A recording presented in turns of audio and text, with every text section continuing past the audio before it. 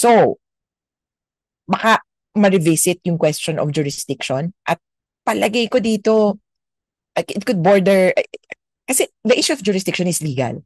Ano pang kailangan mong malaman? Di ba? Na fact.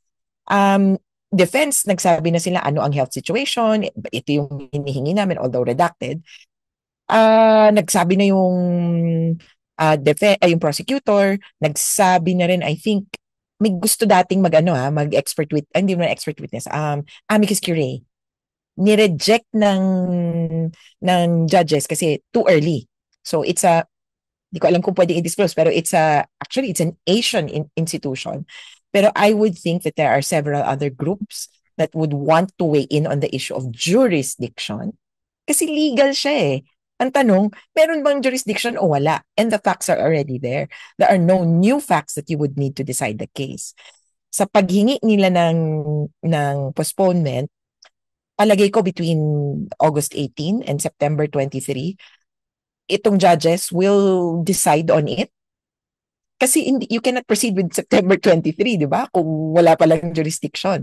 Or, the other option is, September 23 din nila schedule. Kaya medyo baka humaba yung September 23. I'm glad I asked that question because I was wondering, is it a one-day event? Is it a 1 hour event? Is it a 1 week event? So it Hmm. could be multi-day, no? Do we have, Yes. what is the precedence of similar case and how long was the pretrial chamber? I mean, like, do we have an average? Is there a kind of a mathematical Ah, regression we can do? Like, on average, like, how long are given in gravity ng uh-huh. cases? Yeah. Well, it won't work kasi it depends on what the prosecution wants to say. Pero I would say minimum of 2 days. Hindi to kakayanin ng isang araw. Kasi ang daming kuda, ang daming sasabihin. Not unless the defense will, kumbaga, waive its time.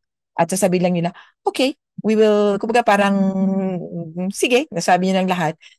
Okay, thanks, bye. Ganun lang. Sasabihin nila, Hello, bawas goodbye. oras. Hello, goodbye. Um, Pwede. By the way, I just have a logistical question. What is the situation around ICC? I mean, I think we know the situation around the detention center. Meron bang mga tents dyan or anong mga kaibigan natin dyan? Kasi alam ko marami mga bakanteng lupa around ICC. I was going around. Is it like being filled up? I mean, are there regulations? Like, what's the security situation? I mean, are we going to be safe when we visit there? I mean, like, I'm asking this openly, right? Yeah. Well, I hope so. The Hague and generally the Netherlands is very relaxed when it comes to, kumbaga, rallies, sabihin na natin, or gatherings. Parang, sige, bala kayo because that's open spaces. And even on some private properties, pwede kang pumunta if you have permission. So, dun ka lang talaga maiipit kung kunyari, nag-trespass ka. So, that's private property na pinuntahan mo. Or on a public space, you committed some offense. And that would be littering, if you're too noisy, etc. Hindi katulad dito sa Pilipinas na stricto masyado, di ba? Yung mga ordinansa ng barangay, bawal magkaraoke ng 10 p.m. Yung mga gano'n, bawal ganyan-ganyan. Sa kanila medyo relaxed and I think yung ano nila kasi, yung culture nila, hindi sila masyadong pakialamero sa isa't isa. Pero ito, ang sabi din sa akin, pero itong Dutch, so parang, hi, hi, ganun sila. Pero kapag kumbaga nakante, pag sukdulan na, aawayin ka nila. Kumbaga, as in, dadaling ka nilang korte, They irereklamo ka don't mess nila. around. They don't mess around. Kumbaga, yeah, may ano ka talaga, may atraso ka, here's the law, ganun ganon. So, yun lang, sana hindi maging one, violent ang mga meetups, and then two, hindi masyadong maging uh, yung minimum tension kasi 'di ba yung parang baka nagsisigawan or kumbaga But things nung were not dati very good. I mean, with we saw with Marisumali, with our ay yung some of her dinumaan. yeah, I mean, like, what the heck, di ba? Like, ako, nung una, akala ko, ano lang, things are festive. And then suddenly, I checked, oh my goodness, it was kind of crazy. Kasi kakarating ko lang, yung pauwi na yung mga kaibigan natin from that very day. I just came Oh. from Vatican. I was at the Vatican nung morning, tapos I arrived there in Hague nung hapon. So, pabalik. So, I thought it's very festive. And then later on, sabi ko, bakit parang traumatized yung mga ibang reporters and all? And then, si Maris herself, she never complained about anything. Like, she was so chill, so strong. Pero yung ibang mga journalists kausap, sabi, ano ka ba? Nakita mo ba yung nangyari? Tapos they're wondering, bakit ka mapupunta dito? Ganun. So I was wondering, like, what if they're like counter rallies, di ba? Yung mga ganun. Because, they're gonna be also pro-human rights groups or, progressive groups. Maybe groups that are sympathetic to witnesses, right? Who could be there. Yeah. Kaya I was wondering about the security situation. Kasi I remember last week yung sa Senado, di ba, nung may hearing, sorry, taas ng kilay ko, so might as well, let's talk about Senate.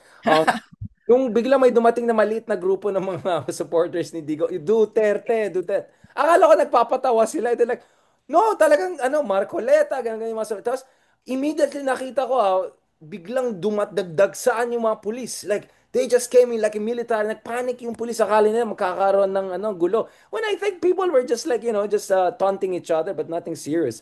So I'm wondering, like, are there like mechanisms to ensure their safety and order? Because exactly, like, alam natin, Netherlands is a very libertarian, open Mhm. society, di ba? But we know that Dutch are serious people. You don't mess around with them, right? Well, one, if there's actually, isang recommendation nga namin nun, if there's anything violent o kaya physically offensive na dun sa tao, yung dinuraan you could have reported it to the police and then the police will assist you. Parang may ano sila parang 911, I forgot what's 161 ba? So, you call that and then tutulungan ka ng police. Kaya lang parang sabi, parang hindi nga tayo Dutch parang visitors, tapos nagrereklamo ka ng kapwa visitors, parang nakakahiya to call so much attention to something na pwede naman pag-usapan. Papasok yung Filipino values of pakikisama, tsaka yung kabayan, ganyan. Yeah, di ba? Yeah, parang Oo, kailangan parang natin kakahiya mapahiya naman. sa bansa natin, di ba? Yeah. Pero again, sa September 23, I think things will be a little bit more, kumbaga, the ICC will be prepared. Kasi things will be a little bit more in place. One, they have security measures. There is another hearing happening on September 19th. And I think the week before that, yung 12th, etc. Right, right, right. Kaya, I'm not sure kung how to call it, triple security, pero definitely may security yan. Ang mangyayari din during that time, ito pa, sa September 23 to 25, may councils training. So, sabi ko nga, shucks, paano ba to? Paano ko mag-hearing kung magte-training? So, hindi mo na ako nag-sign up for this session. Ibig sabihin, may up to 140 lawyers accredited with the ICC going in and out of the court. Kasi doon din sila magte-training within the same period. So, hindi lang tayo ang ganap niyan. Kaya definitely, Daming ganap. Daming ganap, literally. daming ganap. Sabi nga nila, actually, sige na nga, there are a few groups already coordinating yung, sabi na natin, pro-victims or pro-witnesses. Nagsiset up na ng mga activities starting from the 21st kasi martial law commemoration. Yung, sa mga nandyan, or nandun na sa may dahig, baka gusto nyong mag-show up in support of victims naman of the Marcos atrocities ng martial law. And then we move on Ay, to Marcos victims naman. Martial. Sasama na Martial mga law. DDS ngayon. Sasama Martial na law. mga DDS ngayon. Anti-Marcos na sila. Biglang, na sila, human rights na Pwede! sila. Oo, biglang anti-Marcos na sila. So baka pwede na sila mga aliado. One minute, Sige. So another. sa 21, lahat ng Pilipino na nandun, well, meron pa palang black na pro-Marcos. Sorry, hindi natin So, na maliit na factor yata in. yung mga kawawa, yung mga pro-Marcos. Puro anti lahat eh. So, sa 21 may ganun, tapos 23 ito. Kaya definitely, kailangan actually ng coordination. So, on the part of the victims, we're being encouraged to coordinate with the court, especially dun sa mga papasok.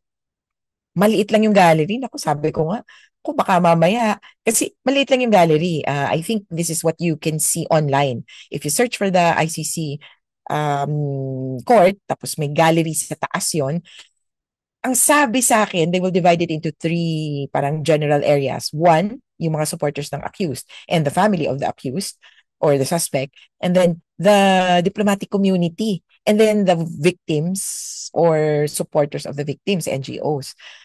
Within the same, kumbaga, area, pare-pareho kayo ng inaamoy, sinisinghap na hangin ni Sarah at nung mga biktima. Kaya sabi ko, Oh, shucks. I think that would be one of the more contentious concerns or parang dyan kakabahan dapat yung ICC security kung anong mangyayari. Lalo na, at ito yung papaisip kami, what if Bato shows up? What That's if, what I wanted to discuss, right? Yeah, like what if yeah, Robin he was Padilla? expected to be inside or outside, like Yeah. what happens there? Well, apparently there's no warrant of arrest yet against Bato de la Rosa. Okay, so wala pa or hindi pa natatransmit basta definitely wala pang i-enforce. So sige, makahinga-hinga muna ang Wala lolo bang mo. chance na may mga last minute surprise? Yan ang hindi ko Baka masabi. naman. Kasi Baka naman. ang ano ko, isipin mo kung ikaw yung prosecutor, binubuo mo yung storya. So ngayon, sa totoo, good to go sila because they've already said, wala na silang kailangan gawin. It's essentially except form the script for September 23. Na-submit na nila lahat ng ebidensya. They just have to choose which ones to highlight, which ones to present to the judge kumbaga, to convince them. They already submitted the pre-confirmation brief. So may outline na sila. Talagang script na lang as in what to say, what to highlight, ganyan. Kaya, o kung anong drama, baka yun yung Yun nga kailangan like pag-isipan ng prosecutor. Will Bato be there voluntarily or involuntarily? Yun yung question ngayon, di ba? Kasi I Iyon think ang mga, that's the move. I mean, if you're Bato, you want to show up as support. I mean, how can you say you're a loyal soldier of Digong? You're not there in ICC supporting him, right? yeah. But then, on the part of the victims, may ikakausap namin kasi there are some who would like to be there as well. Ayaw nilang makita si Bato. Ayaw nilang makasama. Kasi di ba parang yung trauma na shocks. Yung iba nga ayaw pumunta eh. Ayaw to be in the same location as Duterte kasi parang shocks. Parang Actually, yung trauma na this is the person yeah. who killed us. Nadama ko nga yan nung yung pagiging tense nila nung sumipot siya sa Quadcom. Yung mga nasa likod yung team ni Duterte, apparently yung victims pinaupo sa likod pa ng mga lawyers. Ano, yeah, yeah, Para yeah. daw, para daw silang nanigas na lang, tapos Napag-close. parang di nila Napag-close.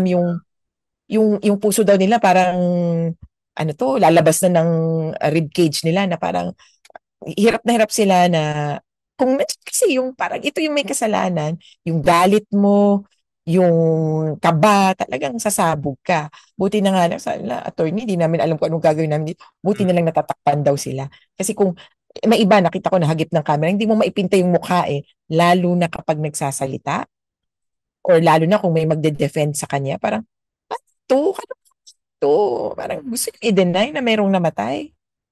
Kaya, Is there gonna be kailangan psychological focus. training? Is there gonna kind of like, pre-trauma preparation ganun? Kasi I think automatically it's gonna be traumatic, right? Once they see, I mean, the same way na they're supporters of Digong who were traumatized to see him in a, like, wait, he's there. I mean, di ba? I mean, grabe yung reaction ng tao when they saw Digong there already in ICC. So I imagine it's gonna be a traumatic day for many people for different reasons. Completely opposite Mhm. reasons, perhaps, right? So, kumbaga, kailangan ng pre-traumatic training or is there Briefing. some sort of mechanism like that to prepare the witnesses, the mothers of the victims, or mga ganon, for the absolute trauma that is expected to come? Yes, actually, there's several stages and then several groups that are supporting us. And we had practice because we applied to be recognized as victims. So August 3 was the deadline. Kaya naano kami, naghabol-habol pa. So August 3 was the deadline for application of victims to be considered victims of the case. Binalikan namin halos lahat ng mga nakausap namin. One for the application, but two also for updating. Not all of them actually submitted applications.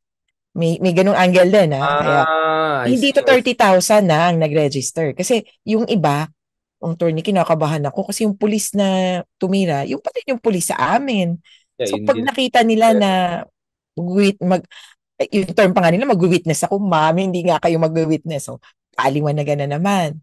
So dito sa victims Right, right. applications, sabi namin, sige, we'll put in some of the names, some Yeah. of the victims. Kaya unahan ko na, hindi ito 30,000 at hindi kami nagpa-audition. Ang, kumbaga, ang admission ng mga victims, ang tatanggap dyan, yung court. hindi kami. Pero meron bang parang ceiling na maximum number of like paano ba yung selection of like is Wala. may Wala number? nga ring minimum eh. Kasi sa Oh, Said case, which was right. one of the most recent cases, ang na-recognize the victims for the confirmation of charges was 17. 1-7. Right. Parang, huh? But 17 lang. Pero apparently, parang it's good enough na merong magpa-participate.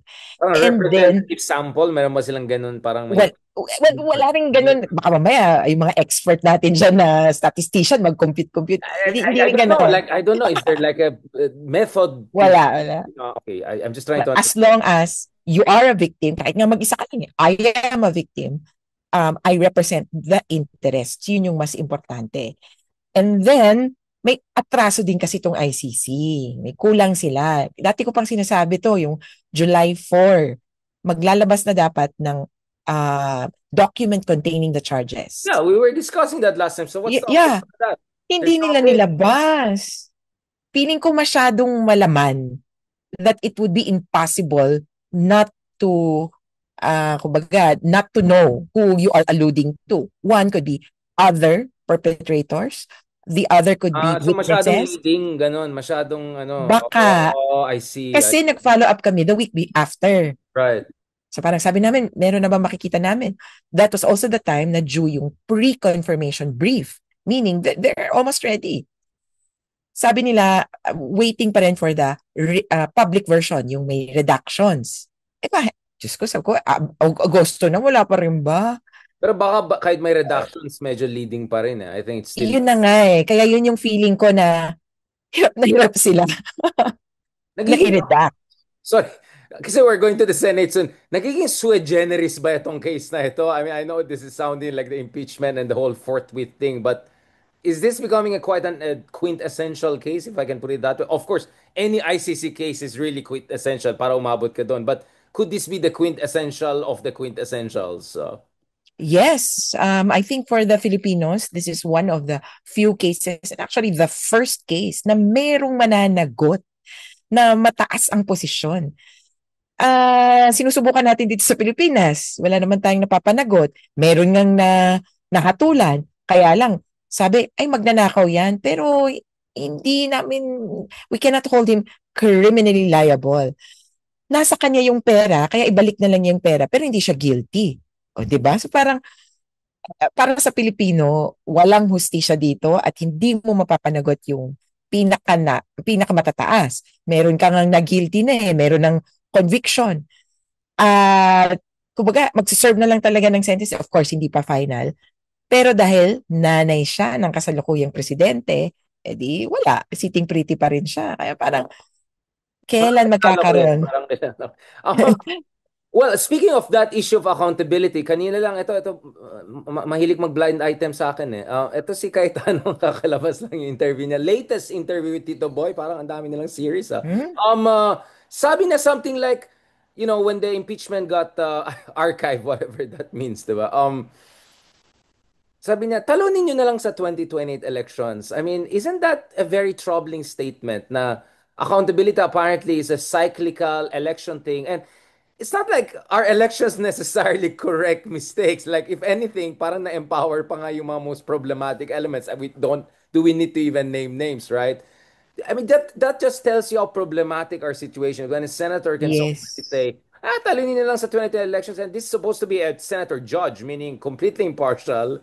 And, you know, like, this just tells us how problematic our situation is, no? And the fact that he was the running mate of Duterte in 2016, parang paikot lang ng paikot yung mundo. And now, allegedly, hindi na sila super friends, but medyo friends pa rin, di ba?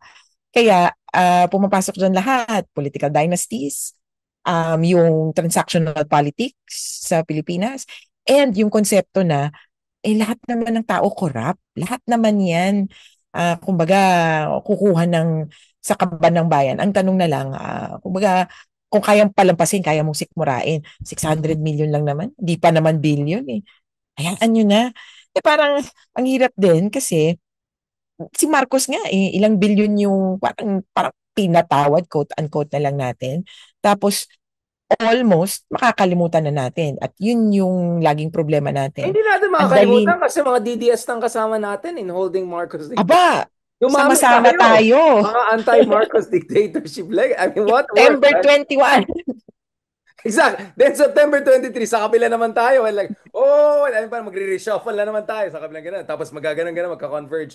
No, but no, I'm just Uh-huh. saying, like, it's really crazy that we're in this situation. But, okay, let's talk about the impeachment thing about Sara. You raised a very important point. And you hear that, parati mo narinig yan sa mga informal, lahat naman corrupt eh. I mean, I don't want to say, sino pa bang mga very important people I've heard that from. Ako naman parang, well, kung umupo ka sa isang kwarto na lahat corrupt, magsimula ka siguro doon sa pinaka lantaran na corruption. You have to start somewhere, right? At kung Yeah. talaga na Miggy Mango, you start with that. And by the way, this is just a trial. Wala pa naman na ano. So, for me, I don't buy that argument na, lahat naman corrupt. Well, you have to start somewhere. Lalong-lalo na yung ano. And by the way, I don't buy the million lang versus billion. Like, let's talk about Digong. Like, ilan ba? 12,000 flood control projects ang ginawa. Kaya isa pang irita ko, Attorney Conte. I mean, Christina, is like, I'm hearing suddenly people are good governance champions. Very people who were completely quiet or working in the government when Digong was doing everything. Farmali was happening, I don't know, flood control was happening, etc. So, minsan naiinis din ako. Like, parang okay, nainis na tayo na nakakalimutan yung ginawa nung yung karahasan ni Marcos Sr. 40 pero yung 4 years ago rin kalimutan na natin, yung 3 years ago lang. Yeah. Like, that's for me is very problema yung ganyan mindset, and I don't know why how easily people just okay, focus lang tayo. I mean again, BBM, we can talk a lot about yung mga kakulangan sa kanya, but at least the guy is pretending or at least making an effort to talk about anomalies. Like, did Mm. you ever expect a Ferdinand Marcos will come out and say, ito yung mga flood control, ito yung mga anomalya. Next thing you know, Vico Soto, opo, ito yung Yeah. sa akin sa like that's a weird realignments we're seeing, no? But tells you ganun talaga And then may Iloilo pa, di ba? exactly. And Parang, of course, speaking of Kilay, 'di ba?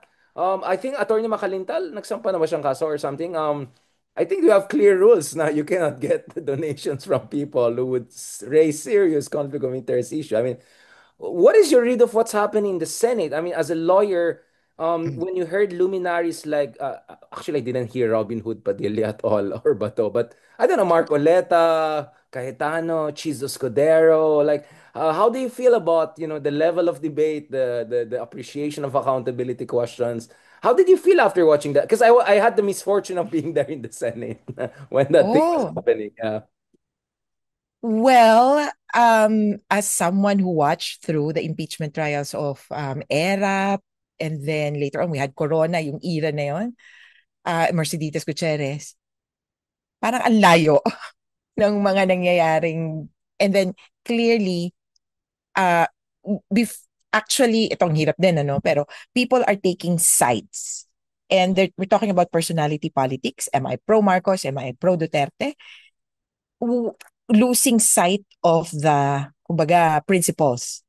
Kasi kung babalik sa principles, pag sinabi mo, tanungin mo yung lahat, gusto niyo ba palampasin ng mga korap?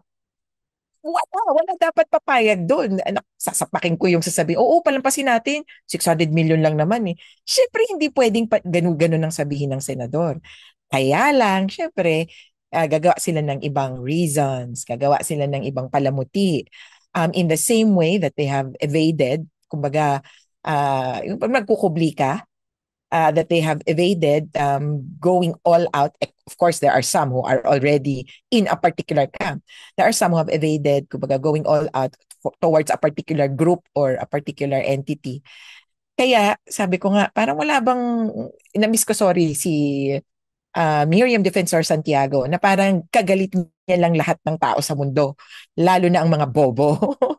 Wait. Let me be clear. Cynthia Villar has the trademark. Baba ba tayo?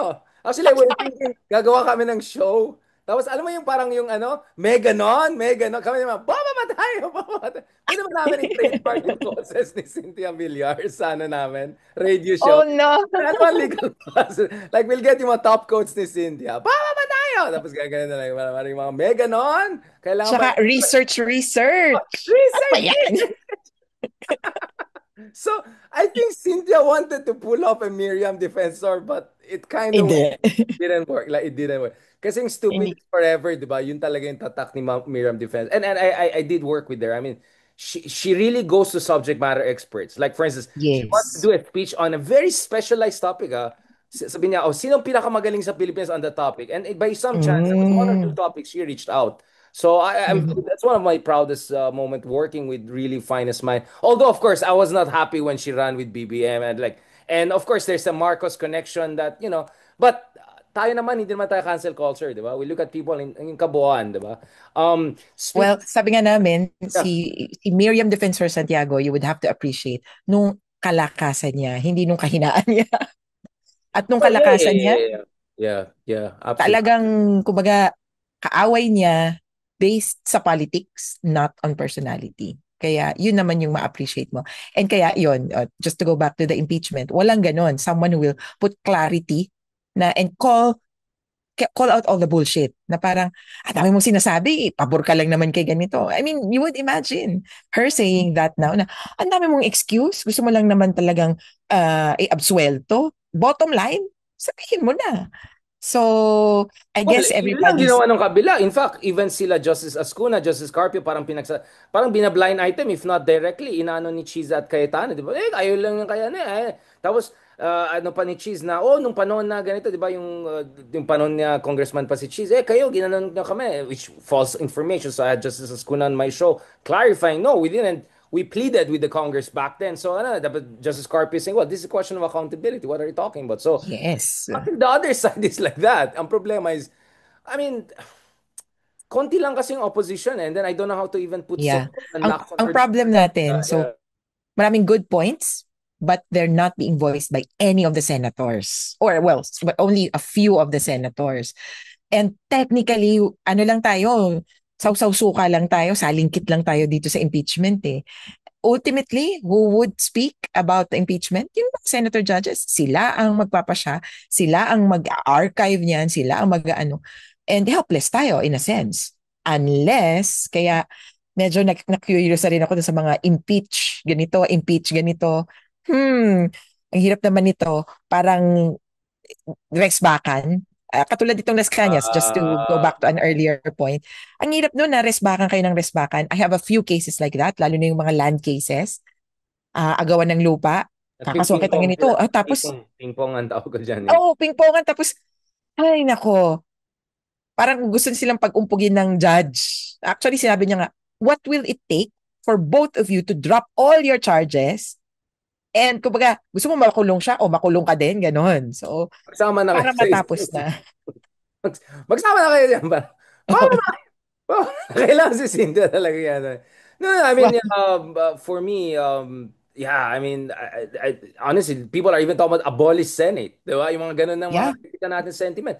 Biglang naging pro-parliamentary na yung mga kaibigan natin. Yung mga, like, that's my worry eh. Kumbaga kung 2016 and 2022 were Dilawan protest votes, right? Yung mhm. pagod na pagod na tayo, hindi mag-work yung liberal reformism. No offense. I mean, all respect to the late presidents and all of that. But obviously, he didn't cut it, right? That's why they went to Digong, they went to be... Ako, ang fear ko ngayon, Christina, is like, people are gonna be anti-system, abolish Senate, and of course, we're going to the sensitive issue, and you don't have to. I know I don't want you to get disbarred. My legal team just had a response. But how can we have like a legitimate conversation around like Supreme Court ruling? Because you have a very interesting situation whereby supporters of Digong, including a banned fake party list, whatever, are openly suddenly are defenders of the integrity. Tapos ayaw nila ng any criticism. These are the same people, di ba, who are supporting Digong, attacking the Supreme Court Chief Justice. I mean, what an interesting, I mean, gallery of rogues, the audacity they have, the temerity they have. But obviously, again, you're a lawyer, and it should be a respectful disagreement, right? So what should be Yes. the boundaries of freedom of expression, but at the same time, what should be the guardrails against weaponization of legal instruments? Like, for instance, kami ni Percy, ka-Percy, thankfully we have all networks of support. Again, shout out sa lahat ng mga grupo na nag-express ng solidarity sa amin. We have our legal teams, etc. But I can imagine if you're an ordinary citizen or even an ordinary lawyer for that matter who doesn't have the resources or ano, ay baka mga-contempt case ako or baka mga ganun ako. It creates chilling effect. That's weaponization. That's worrying. That's not good for democracy. Yeah, and but I have to note that your indirect contempt did not, kumbaga, hindi motu proprio, did not come from the Supreme Court, di ba? Oh, no, no, no. It It's was just upon by some, the, and hindi siya yeah. sa cause order clarificatory response lang. So, Oh, so ano lang siya, kumbaga, I would be more concerned if it was the Supreme Court that called you out. Kasi ibig sabihin, ano sila, no, no, no. It's not the very, Supreme Court. Absolutely not. No, no. Kaya nga, we have the highest respect for them and we remain yeah, humble. because the But Supreme Court has done that.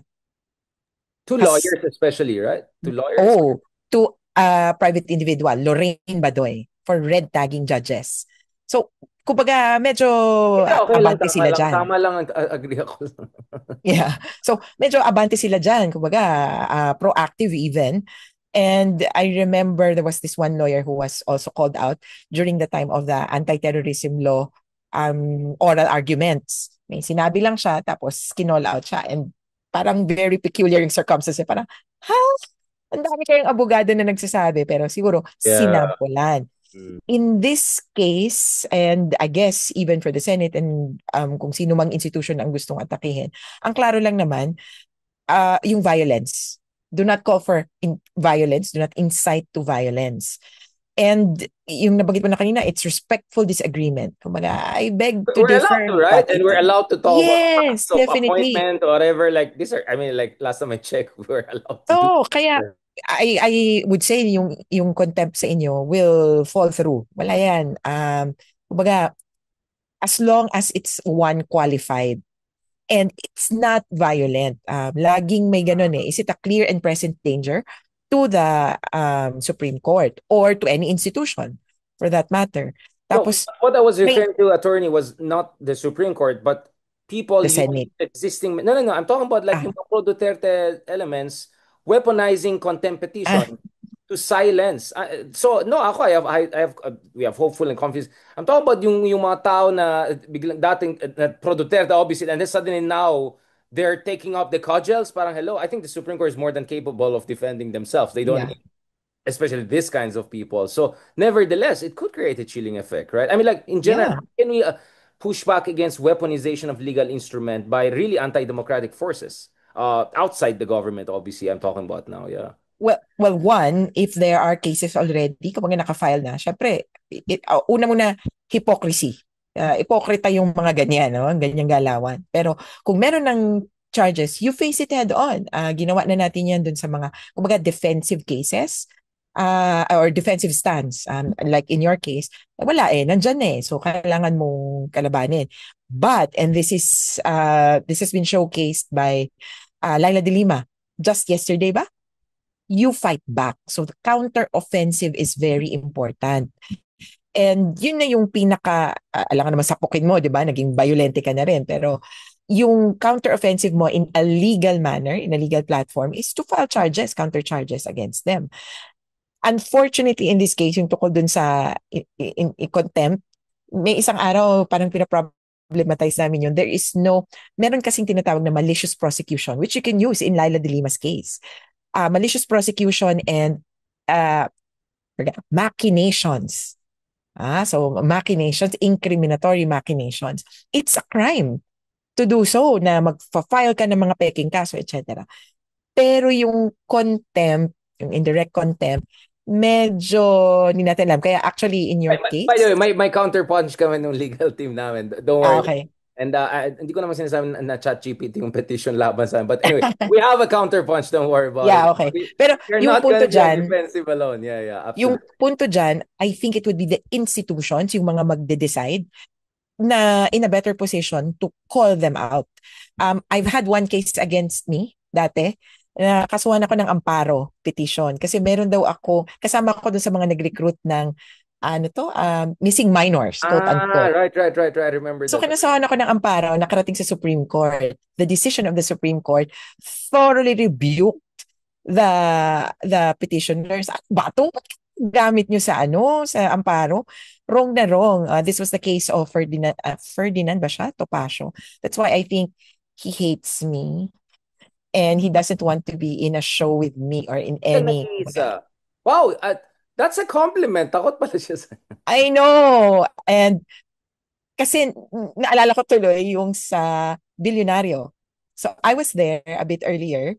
May abogado Supposedly show? kaming dalawa ang magkaharap with Karen Jimeno. Dumating siya, nakita niya ako, umexit na siya. Well, also because I think kasama ko noon si Congressman Jinky Beatrix. So kami yung host, magkaibang segment.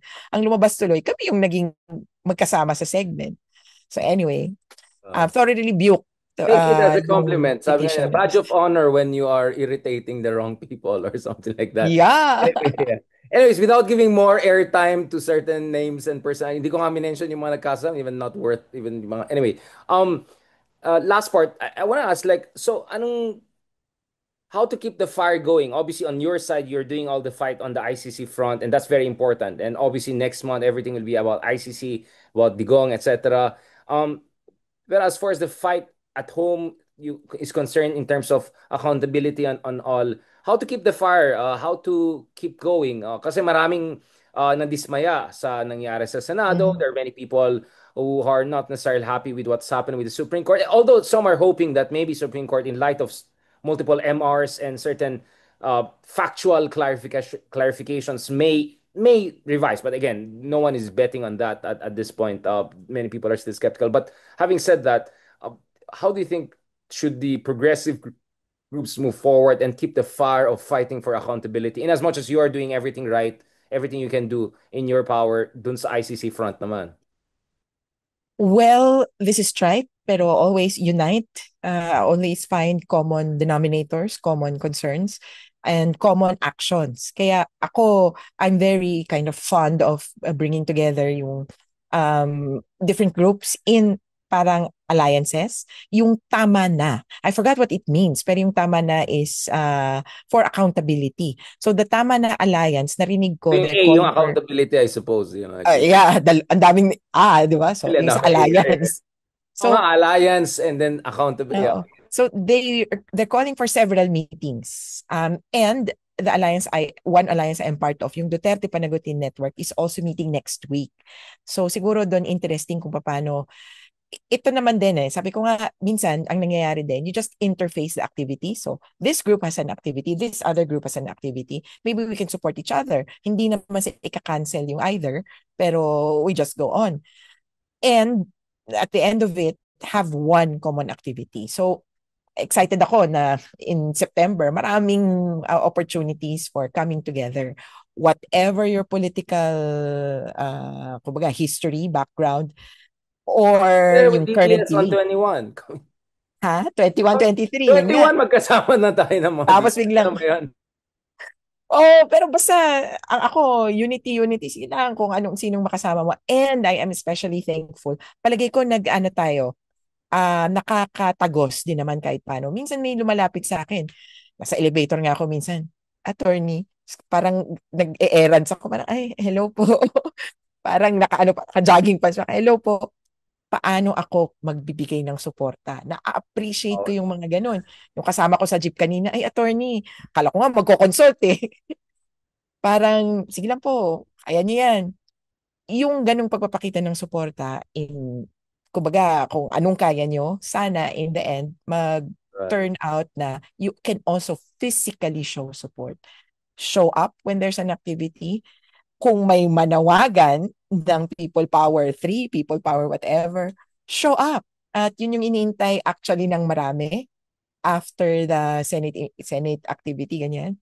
Kanina nga in my class, that was my emphasis. Kung ayaw mo na sa mga kaganapan, 'di ba? Parang ayaw mo na sa Senado mo, ayaw mo na sa ano. And it's not a matter of, can we change the law? Can we change the ganito? Or rant lang online. You just go there. Naku, mahirap din yung rant online kasi baka naman rant ka ng rant, hindi ka nakaka-process. So, praxis, di ba? Very CSSP. Practice, theory, and then you put it forward. Dapat may kausap ka. So, mas maganda yung may kausap ka at pareho kayong natututo. Pero anyway, yung moving forward, ang kailangan talaga ay mag-show up kasi sa sitwasyon na ayoko na mapunta sa Pilipinas, ayoko na dito, ang daming nangyayari, ayoko sa sistema, ayoko sa ganito. The Fatalistic. last time we had that feeling was in 1986. And the one thing, I know that the one thing that holds us together is the Constitution, but there's a solution. You declare a revolutionary government and change the Constitution. Hindi bago sa atin 'yan. Kaya pwedeng i-consider kung talagang sukdula na. Okay, I'll keep it at that. Baka mang ibang kasong dumating sa akin. Baka may NBI naman tayo. No, no, no. But Justice Carpio has openly talked about this. Sabi niya, if we don't get things together, there will be calls for RevGov. There will be calls for, new constitutional order. Or at the very least, CONCON, right? So, papunta Mhm. na tayo. Kaya sabi ko, nagiging anti-system na siya eh. Hindi na lang siya anti-liberal, anti-dilaw. Yun na naman it's becoming much more systematic yung skepticism ng tao. And we saw in 2025, yung Gen Z natin, they really want change. That's why ang daming mga, alam mo naman, na hindi dapat nanalo ay hindi nanalo. Yung mga iba naman akala natin walang chance. A lot did very well. So, obviously, things could always be better. But my point is, at least we saw an inkling of thirst for change, kumbaga. So I hope we don't disappoint the younger generations, and I hope there is an off ramp here for everyone, right? Otherwise, I'm very worried about things. On that note, thank you so much, Attorney Christina Conti. Is there anything in particular people can should wait for in terms of updates or something? And then again, just for the purpose of those who just got to join us, our tandem here, whatever it is, how can people follow you, and especially in updates relevant to the ICC case and other important yung mga atikayan na meron kayo? Well, yes, magpapalabas kami ng paabot o parang notice para sa mga biktima, parang ma-update lang within the next week, probably tomorrow, let's see. At ipopost namin to sa nupl.net, our website. I also have Facebook. I also have, nako, patay na yung TikTok ko and Twitter. So it's Christina Conti.